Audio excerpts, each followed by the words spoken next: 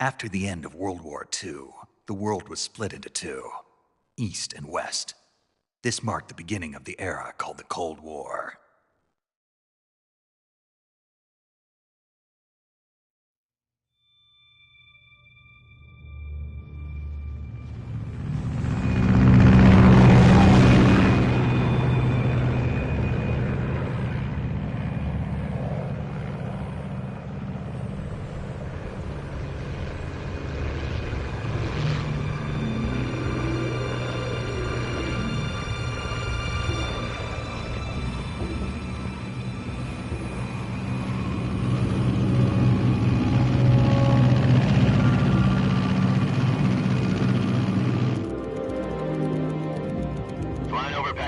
Altitude 30,000 feet.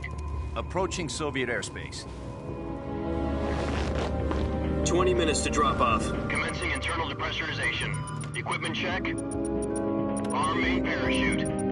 All right. You ready to go? Drop zone still showing a high pressure mass. Cav okay. Good. We've got high visibility.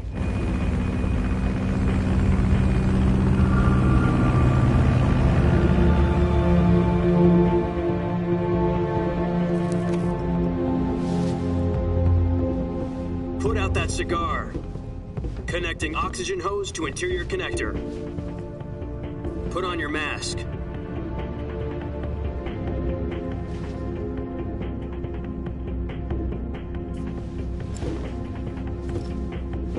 Does this panty waste know what he's doing?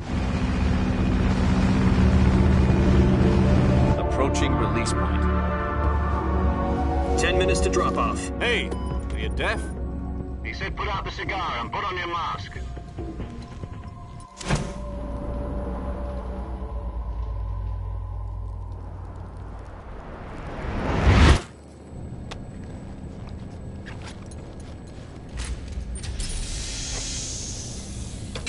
Depressurization complete.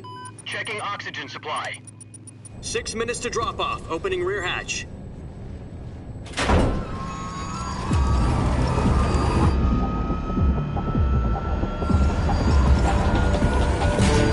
Sunrise.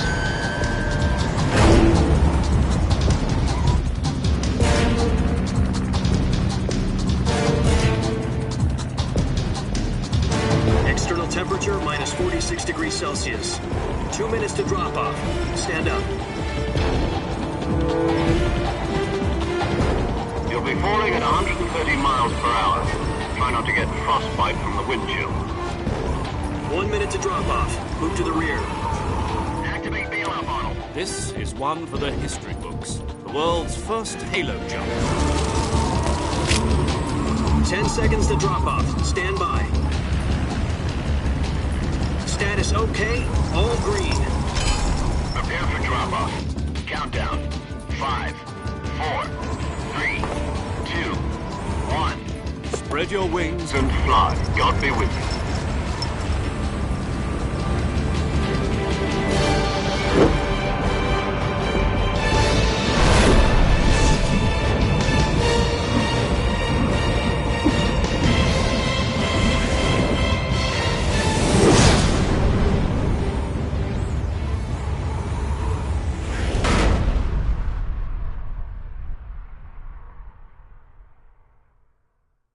Jack, I've got some important news.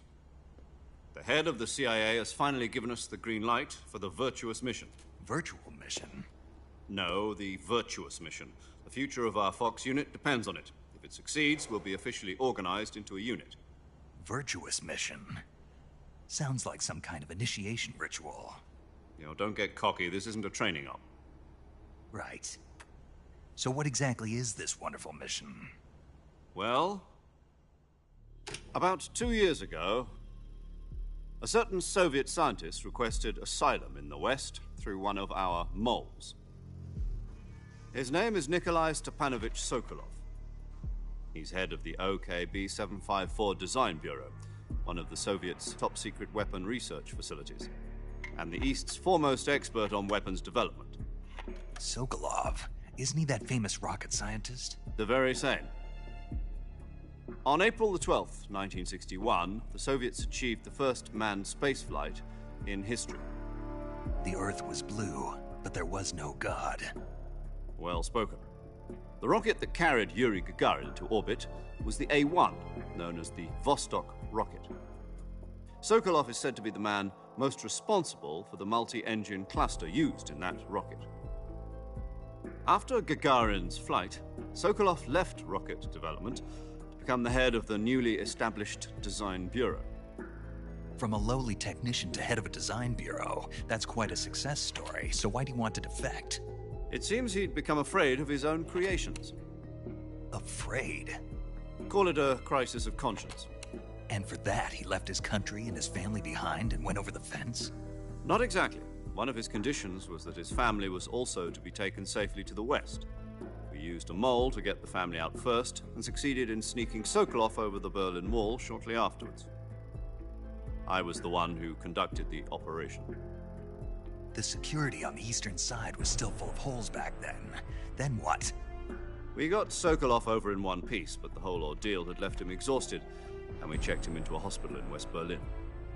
It took him 2 weeks and more than 600 miles to get from the research facility in the Soviet Union to Berlin. He was in no condition to say anything coherent.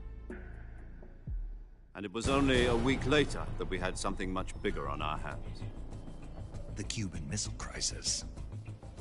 October the 16th, 1962, President Kennedy received word that the Soviets were in the process of deploying intermediate-range ballistic missiles in Cuba. The president demanded that the Soviets dismantle and remove the missiles. At the same time, he announced a naval blockade to prevent further missile shipments from reaching Cuba. But the Soviets didn't back down, instead placing their armed forces on secondary alert. Soviet transport ships carrying missiles continued on course towards Cuba. US and Soviet forces went on alert for an all-out nuclear war. Frantic negotiations were conducted through the UN's Emergency Security Council and unofficial channels to end the hair-trigger standoff. Finally, on October the 28th, the Soviet Union agreed to remove its missiles from Cuba. And so the world avoided a nuclear holocaust. But in order to get the Soviets to pull their missiles out, we had to make a deal. You mean the one where the US agreed to remove its IRBMs from Turkey?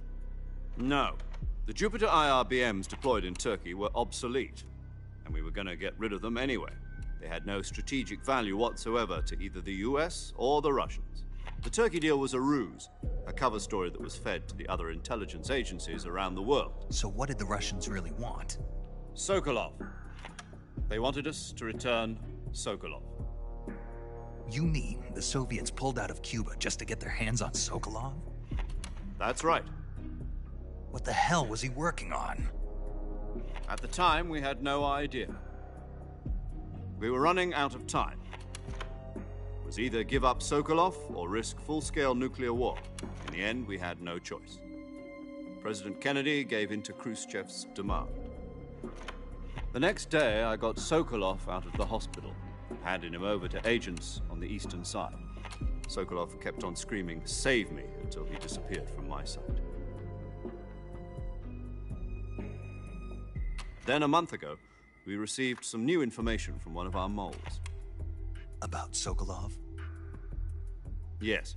He was taken back to the research facility and forced to continue working on the weapon in question under KGB supervision. What's more, it's on the verge of completion. So what kind of weapon is it? Something to do with space rockets? No, missiles. Same technology. I guess you're right. We don't know the details, but it appears to be a new kind of nuclear device.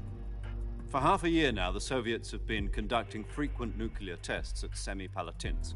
Something to do with the weapon, I assume. We're talking about a secret weapon so big that Khrushchev was ready to pull out of Cuba to get it back. Is Sokolov still in the facility?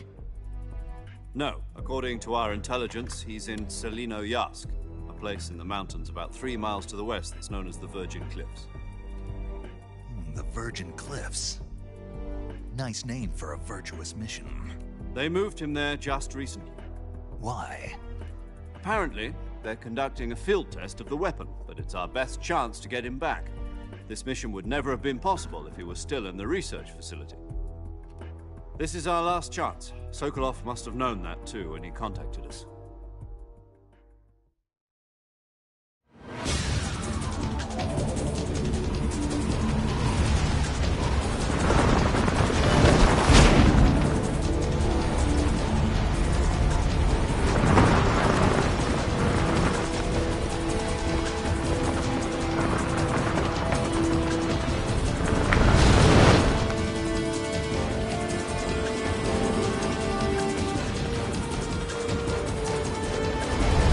Listen up, Jack. Your mission is to infiltrate Selino-Yarsk in the Soviet mountains, ensure the safety of Sokolov, and bring him back to the west.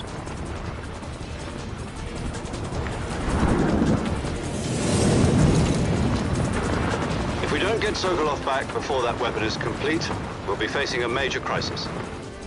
The clock is ticking.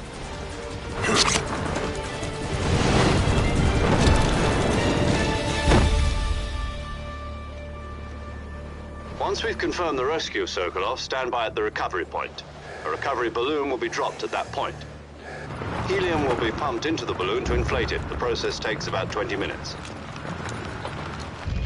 Once it's complete, the gunship's arm will latch onto the balloon and pull it up. The Fulton surface-to-air recovery system. I'm familiar with the theory. Take it easy. It's been combat-proven. Do you think Sokolov is up to it? The shock will be less than during a parachute jump, and the arm can handle up to 500 pounds.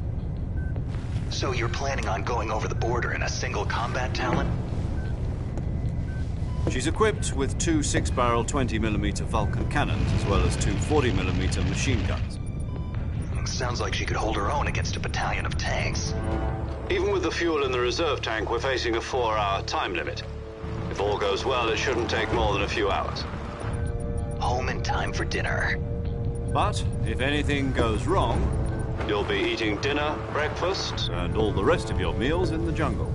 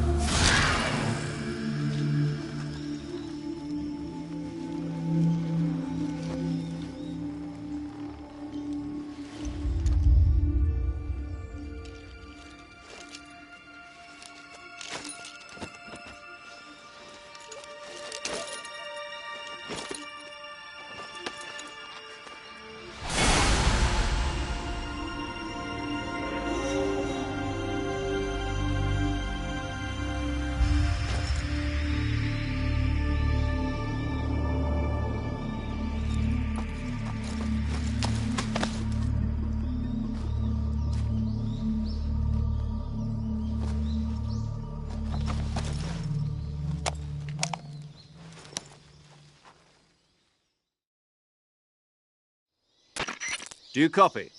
You're already in enemy territory, and somebody might be listening in. From here on out, we'll be using code names to refer to each other. Your code name for this mission will be Naked Snake. I'll be referring to you as Snake from now on. You're not to mention your real name. Snake? Oh, you don't like snakes? What do you mean? You've eaten one before, haven't you? In survival training? I'm glad to hear that. I don't know if I'd ever order one in a restaurant, but... Be careful, you might not have a choice. What about you, Major? What should I call you? Let's see. I'll be Tom. Call me Major Tom. This will be a sneaking mission. You must not be seen by the enemy. You must leave no trace of your presence. Is that clear? This kind of infiltration is the Fox unit's speciality. In other words, weapons and equipment are procured on site. That goes for food as well. You're completely naked, just as your name implies. Great. Now I see why you asked me if I like snakes. I suppose calling me Snake was your idea of a joke, too. No. There's a good reason for that. I'll tell you later when the time is right. Gotcha. Getting back to the subject, how exactly am I supposed to feed myself? You've been issued a knife and a tranquilizer gun. Use them to hunt for food. You'll also find some medical supplies in your backpack. Yeah, about the backpack. I lost it in a tree on the way down. I see. Well, you'd better go back and get it then. You know where it is? No problem. I can see it from here. It's stuck on a branch. To climb a tree, stand in...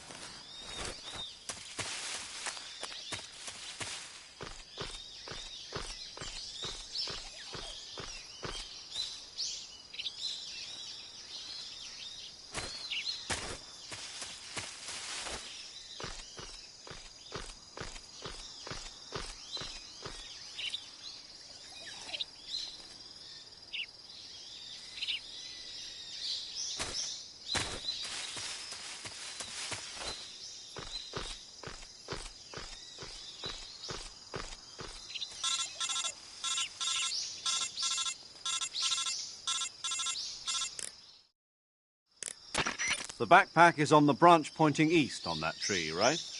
Walk along the branch and get it. Be careful not to fall. You should be able to grab your backpack if you...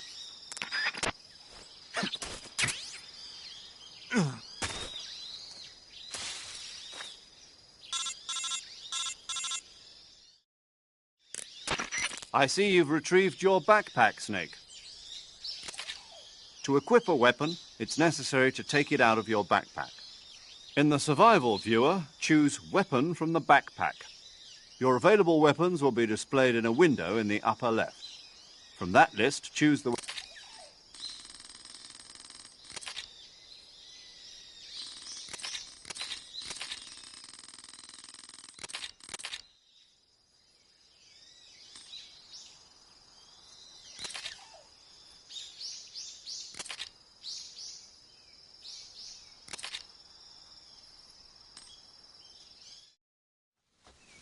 Snake, try to remember some of the basics of CQC.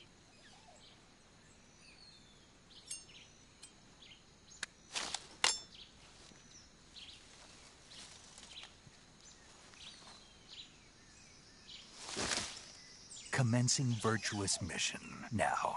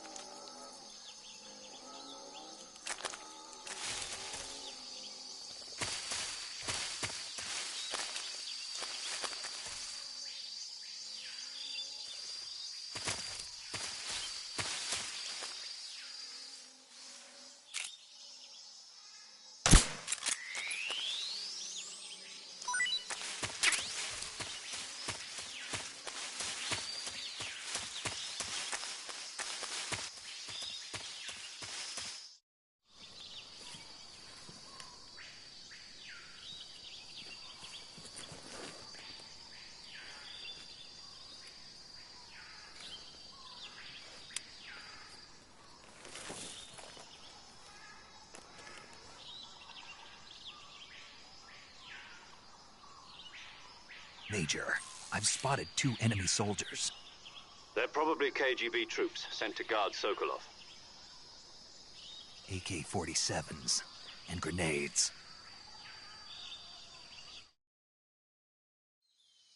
Snake, your presence in Soviet territory is already a violation of international law.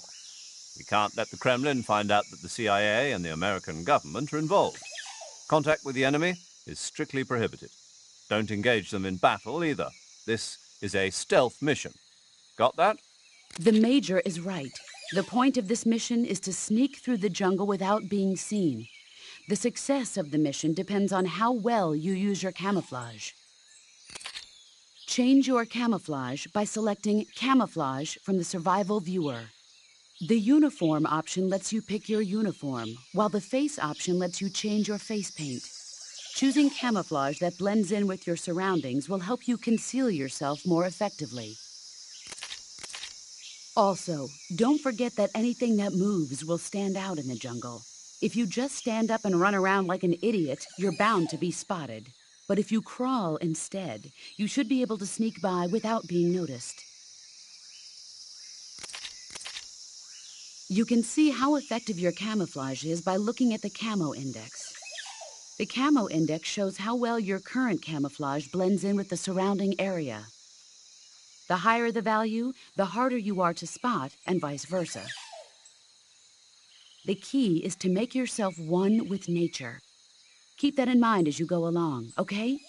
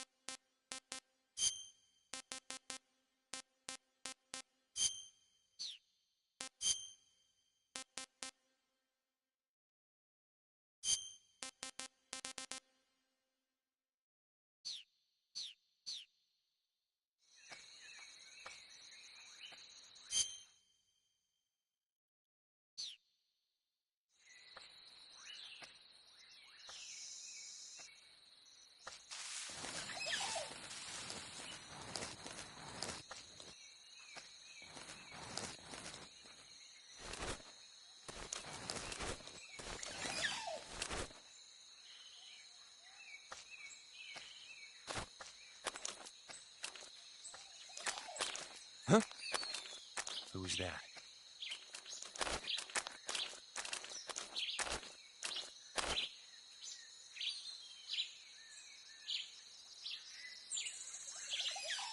Nobody here.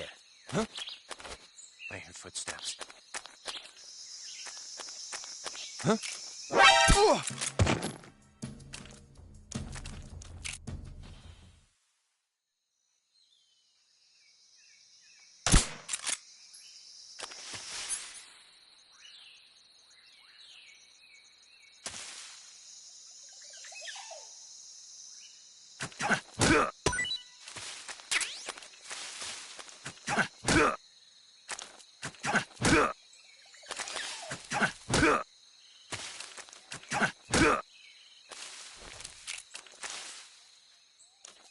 Freeze! No, wait!